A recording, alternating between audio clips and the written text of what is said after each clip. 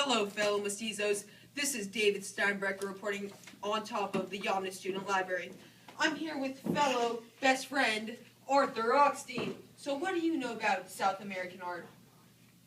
Speechless. Now let's go over to another girl. So, how are you? Where are you from? From Bolivia. Very interesting. Now, do you know anything on the topic of South American art? No, I don't. Well, you better listen up, because we're about to teach you a whole bunch of information. Shalom. Bonjour. Hola. Привет. Salam. Ni hao. Stop all the note-taking. Drop all of your textbooks. My name is Amitai Bazaglo, reporting with my co-anchor David Steinbrecher, and you are watching the internet's most educational and engaging news report, Apollo News. On today's show, we're gonna brush up your knowledge of South American art throughout the ages. Wait a second. I thought this show was going to be entertaining. Hey viewers, pause the video and go watch some YouTube cat videos, because art is the antithesis of entertainment. Art can be fun. Check this pun. Degas' prices were way too high, so I did not have enough Monet to make the Van Gogh. Today we are going to educate you about the development of art in South America. This segment will be done through an analysis of South American art before European colonization, during European colonization, and of South American art in recent years. The history of art in South America begins with its indigenous cultures such as the Inca. It's question time! What was the capital of the Incan Empire? Was it A, Machu Picchu, B, Tenochtitlan, C, Cusco, D? Tikal. The correct answer is Cusco.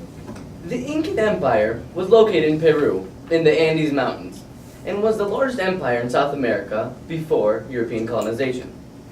Inca art and pottery was technically advanced for a culture that was not exposed to the inventions of the wheel or modern tools. The Incas were an artistic empire that used the materials available to them in nature and blended them, creating many art forms. From the average household vessel to ceremonial masks, the Incas used their creativity in everyday life. The Incas thought that the best way to serve their gods was to incorporate their best art into their sacrifices. In the Incas' culture, gold was the most used metal in religious ceremonies because gold shines bright. Shines bright like a diamond in the sky. No, David, but close. Gold shines bright like the sun, who is known in the Incas' culture as Inti, the god sun, who is also the Incas' most important deity.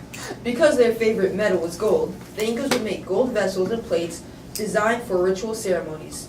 They would also use gold to make jewelry for the noble and would decorate ceremonial knives called tumis that were used to sacrifice animals. I'm glad to see you're enjoying this segment, Amitai, but enough of this. Let's take a short break and check out this exclusive interview. I'll show you a few Incan artifacts displayed right behind me. Now, in this gallery is Incan pottery. Now, Incan pottery was either used for utilitarian purposes, meaning they were used for everyday life, for cooking, for drinking, or for ceremonial purposes. Now, there's one characteristic that is different than many of the cultures that thrived before the Incas.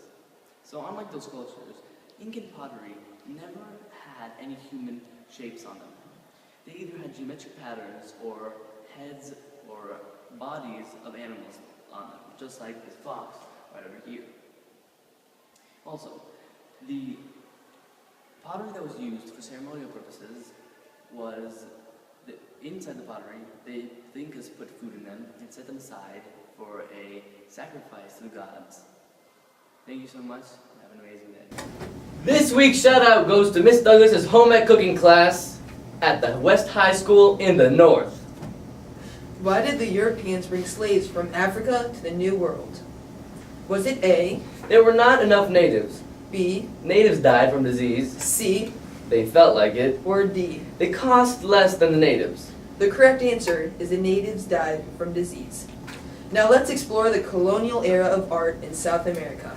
The 15th and 16th century was a time of colonization in the Americas, where European powers, such as Portugal and Spain, explored the Americas and took over its indigenous people. As a result, the European culture was infused into the indigenous people's culture. The Europeans converted the native people to Christianity, and by doing so, the newly converted people's churches had associations between Christian saints and native gods. Therefore, these churches were often decorated with figures that combined pagan and Christian characteristics. Now we will continue to develop your knowledge about colonial art and focus on the different art forms during this time. During the 17th century, the Baroque, a new art style, arrived from Europe and spread throughout South America. This style featured a lavish decoration and dramatic effects. It inspired new ways of expressing the blend of native and European heritages. An example of this is the Church of Jesuits in Quito, Ecuador. Hey Amitai, why couldn't the painter afford a drink? Because he was Baroque. Colonial painters of the Baroque era closely followed European models. The sculptors of the Baroque era carved images in wood and either coated them with a layer of gold or covered them with plaster, which was later painted. How ironic, I must say. I thought they were Baroque. Good one, Amitai. Believe the pun's up to me. A notable example of the Baroque style is the painting of the Virgin Guadalupe in the Cathedral of Sucre, Bolivia. A famous sculptor of this time was Brazil's Antonio Francisco Lisboa. Antonio Francisco Lisboa lived from 1738 to 1814 and was a colonial Brazil-born sculptor and architect. He is noted for his works that appear in various churches in Brazil. To prove how determined he was, in 1777, he was diagnosed with a debilitating disease, most likely leprosy, and tied a hammer and chisel to his fingerless hands and continued to sculpt. He constructed and designed the Chapel of the Third Order of St. Francis of Assisi in Aeroporto, Brazil. He also sculpted the carvings of the buildings, the most notable being an image of St. Francis receiving a stigmata, or spiritual marks in the locations corresponding to the crucifixion runes of the J word. Jesus. Now it is time for a flashback to Mr. Dembo's 9th grade class. Who led the Spanish conquest that took over the Incan Empire? Was it A, Juan de Zumárraga, B, Antonio de Mendoza, C, Hernán Cortés, or D? Francisco Pizarro? The correct answer is Francisco Pizarro. After the 1534 Spanish conquest of the Incan Empire, the Spanish started teaching artistic techniques in the Americas, hoping that the natives would convert to Catholicism. Because of this, the Spanish sent a group of religious artists to Cusco, and there, the Cusco School of Art was founded. These artists made a school for the native Quechua people and local mestizos, teaching them drawing and oil painting. The paintings made in the Cusco school were characterized by their use of exclusively religious subjects, their lack of perspective, and the predominance of red, yellow, and other colors. They are also remarkable for their lavish use of gold leaf, especially with images of the Virgin Mary. They often adapted the topics to depict their native flora and fauna as a backdrop in their artworks. Now let's look at some art in the modern era. In the first 2 decades of the 1900s, 2 main art movements arose in Latin America. They were muralism and surrealism.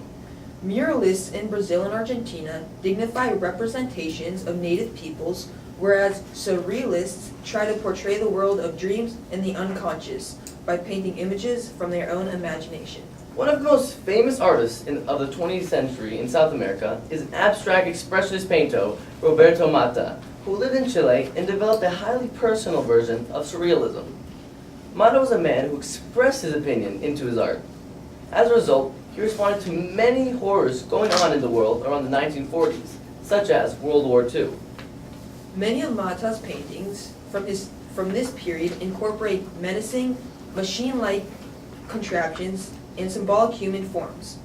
He put these elements against such other and seemingly constant battle within a landscape of shapeless spaces and vaguely architectural planes. One of Mata's most famous works is a painting entitled Aftermath of World War II, and it displays the utter destruction caused by the Nazi regime. Another famous artist of the modern era is Fernando Botero Angulo, who was born on April 19, 1932.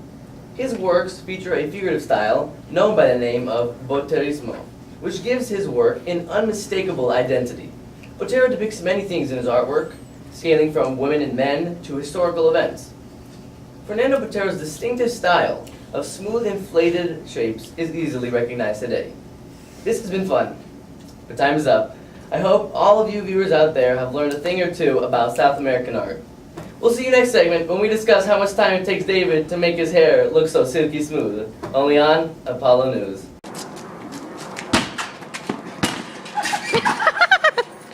Come on!